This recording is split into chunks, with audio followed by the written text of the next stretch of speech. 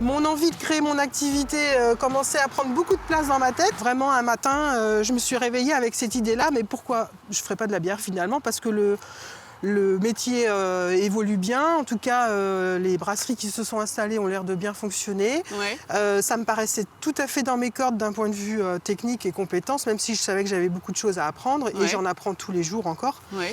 Mais ça me paraissait complètement à ma portée. Et donc, je ne me suis pas posé la question très très longtemps. Et tu t'es lancée. et voilà, je suis partie sur cette idée-là, sur ce projet-là. Et puis c'était parti, quoi. Je suis aussi sur l'angle du développement durable et on évite de produire des déchets. Donc notamment, on n'utilise pas de scotch plastique, on utilise du scotch papier, on filme pas nos palettes, on les sangle et puis on commercialise en local. Donc on n'expédie pas nos palettes à l'autre bout de la France.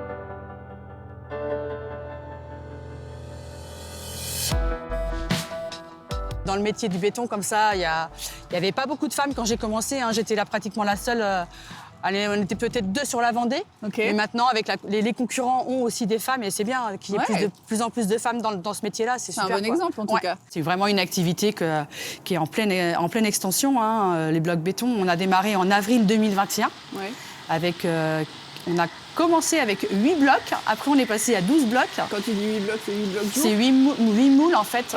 Par jour. D'accord. Et là, on a eu donc une grosse commande et il a fallu l'honorer. Donc pendant 3 mois, ça a été dardard. On a mis, du coup, on a créé de l'emploi parce qu'on a embauché un intérimaire, Pascal, donc on verra tout à l'heure sur le process, et un chauffeur qui était à 100% avec eux. Donc ils étaient 3 personnes à couler 54 blocs par jour.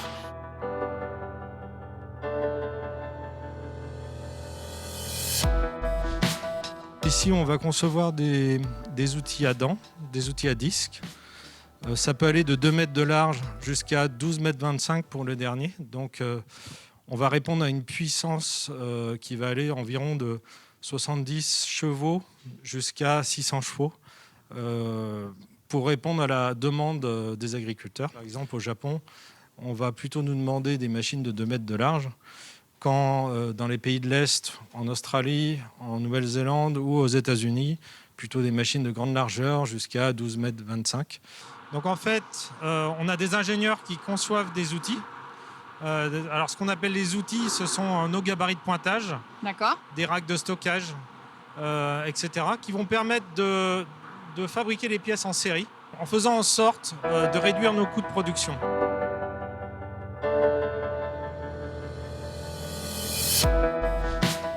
En 2015-2016, les cosmétiques naturels n'étaient pas du tout tendance, mais je sentais le frémissement de la part des gens d'avoir envie de retrouver des bons produits. Et je me suis dit, il y a quand même quelque chose à faire là-dessus. Et puis voilà, c'est vrai que de là, tout a démarré. La petite graine a commencé à germer dans le cerveau. Et puis après, ça a été que s'amplifier. Alors dis-nous un petit peu, quelle est l'étendue de ta gamme aujourd'hui? Alors, la gamme aujourd'hui, elle s'est bien développée parce qu'il y a une 60aine de formules de déposés. Okay. Il va y avoir une 20aine de savons, sans huile essentielle, avec huile essentielle. On a développé 6 shampoings solides, shampoing sec en poudre, des baumes pour cheveux. D'accord. Et puis sur cette étagère, on va avoir toutes les synergies d'huile, les sérums huileux pour le visage, le cou, le décolleté.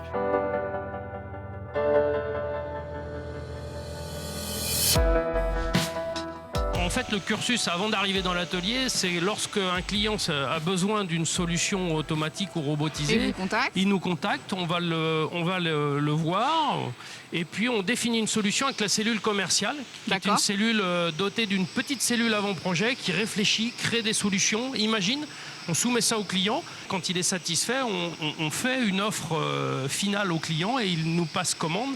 Et à partir de là, on va travailler sur la commande par le bureau d'études mécaniques qui va produire des dossiers de conception qui vont arriver là dans cet atelier. Et on va commencer ici à fabriquer des pièces, les découper, les usiner.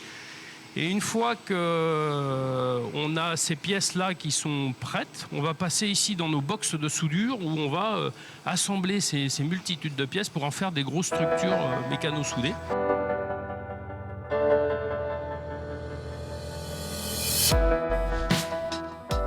Donc là, on est plutôt sur la partie palette. Ouais. Donc ce sont des commandes, comme j'expliquais tout à l'heure, qu'on a reçues soit vendredi après-midi, soit ce matin, qui ont été mises en fabrication, en production dès le début de la matinée et qui vont être livrées cet après-midi. Ça a une gamme de combien de produits différents ? Alors nous, pour aujourd'hui, on est à peu près, en comptabilisant tous les clients, on a à peu près 19 000 références de palettes. Ah oui. Voilà. Ok. Effectivement, on n'imagine pas. Voilà, 19 000 références de palettes et tous les mois, on a entre 15 et 20 références qui s'ajoutent à cette gamme déjà assez étendue. Existante. Voilà. Tout ce qui est chute de bois, alors ça s'est réutilisé, qu'est-ce que tu en fais ? Alors c'est pareil pour les chutes de bois, donc les chutes de bois sont stockées là-bas sur le parc et après repartent chez un fabricant de panneaux, c'est-à-dire qu'on est en cercle vertueux.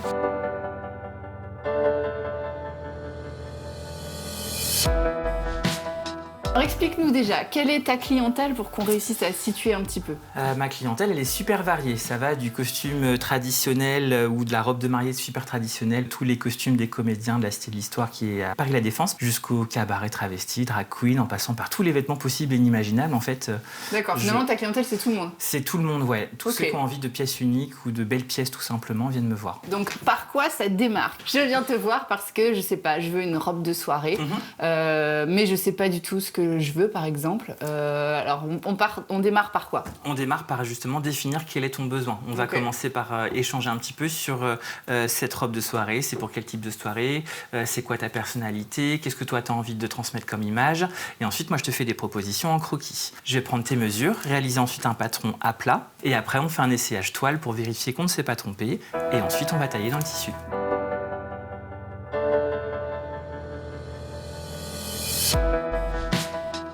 Nous fabriquons à 80% donc de la métallerie industrielle où on fabrique beaucoup de châssis, du prototype, de l'outillage, de la passerelle, de la plateforme d'accès. Donc les entreprises qui ont un besoin spécifique dans leur métier, nous on est là pour répondre à un besoin vraiment particulier. Donc on reste sur des métiers de niche la plupart du temps.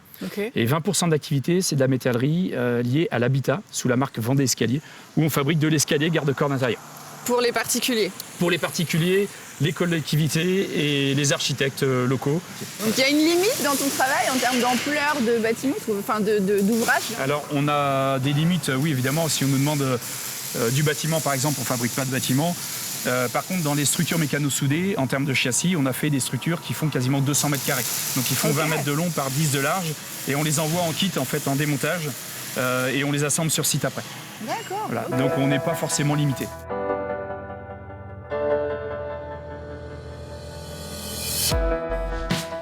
On fait en fait du conseil aux entreprises, justement par rapport à comment passer à une mobilité décarbonée. Et après, quand on a fait ce diagnostic, en fait, on a le panel de produits qui vont avec, des panels de produits qui sont à vocation éco-responsable, notamment la mobilité douce, puisque c'est un des secteurs. Et donc, on a une activité en fait qui est purement d'électrification de vélo, où on vient transformer, adapter le vélo avec une aide électrique. Donc là, c'est un kit que tu vends ? Voilà, ça c'est un kit qui vend. C'est un kit qui a été développé et commun à plusieurs produits, parce que le principe c'est de rationaliser et standardiser les équipements, notamment les batteries. Ce kit il est aussi applicable sur la trottinette, on fait du montage de notre produit phare éco-responsable. Et après on a activité vélo, on fabrique des vélos pour les collectivités et les entreprises, à partir de cadres qui sont reconditionnés.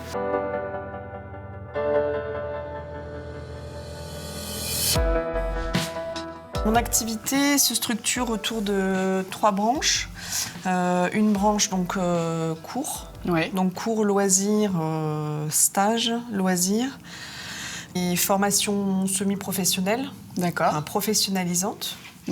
Une partie fabrication personnelle que je propose ici en boutique. Tu fais aussi des choses sur mesure très particulières. Voilà, donc ça c'est la 3e branche, la commande à la demande, que ce soit donc en petite quantité ou en série. Alors explique-nous un petit peu avec quel matériel tu travailles, c'est quel type d'argile, où est-ce que tu trouves tout ça ? Donc de mon côté, je travaille le grès. Je fabrique aussi les émaux, les couleurs. D'accord. Voilà, que j'applique sur ce grès. D'accord, ok.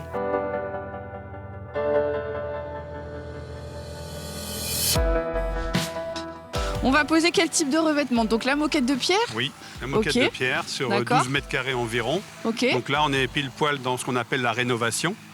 Donc d'abord, l'équipe a tout dans son véhicule pour pouvoir produire sur place. Donc on va d'abord mélanger le granulat de marbre. Donc là, on mélange la résine bicomposant, le produit A avec le produit B. La résine, c'est ce qui est dans les seaux qu'on voit ici. Exactement, voilà. D'accord. Donc on va doser une certaine quantité de résine et de granulat de marbre. Et ensuite, on va mélanger cette résine polyuréthane avec notre granulat de marbre dans le malaxeur.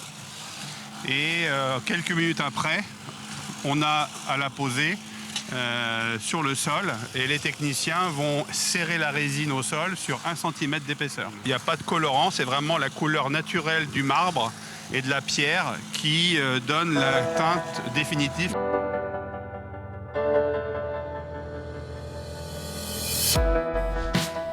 Je voulais absolument en fait créer ma brasserie dans un corps de ferme. Je trouve que ça avait du cachet et ça me tenait à cœur.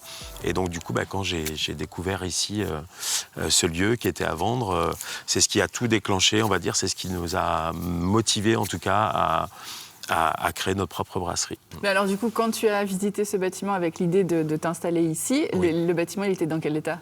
Il était vraiment dans son jus, c'est-à-dire qu'il y avait la scène qui était encore en place juste ici. Okay.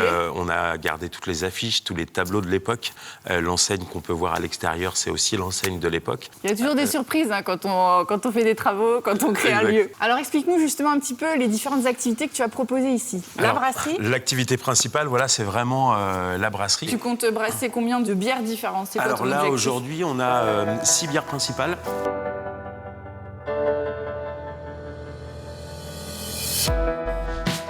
Le client vient au magasin et puis on parle, on discute, on essaie de trouver le projet qui lui convient. Ouais. L'idée, en fait, c'est d'essayer de s'adapter à son intérieur.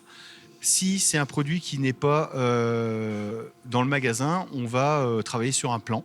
Oui, parce que voilà, avec un premier projet. Vous faites des collections, voilà. C'est ça. C'est-à-dire que s'il y a un meuble qui est déjà en collection, je peux dire je veux celui-là, mais adapté à telle mesure la place que j'ai dans mon salon. C'est ça, c'est-à-dire qu'en fait, voilà, nous, on a des collections types qui sont bien déterminées, qu'on a créées au préalable. Et puis après, on va les mettre à disponibilité des clients, sachant qu'après, chaque pièce est unique. Donc, si le client veut 10 cm de plus en longueur ou en largeur, on va le faire. Alors, donc des tables, des chaises, des meubles de cuisine, salle de bain aussi. Alors, non, on fait uniquement le meuble de séjour. D'accord. Meuble de salon, évidemment, tout ce qui est table de salon, et tout ce qui concerne la partie salle à manger.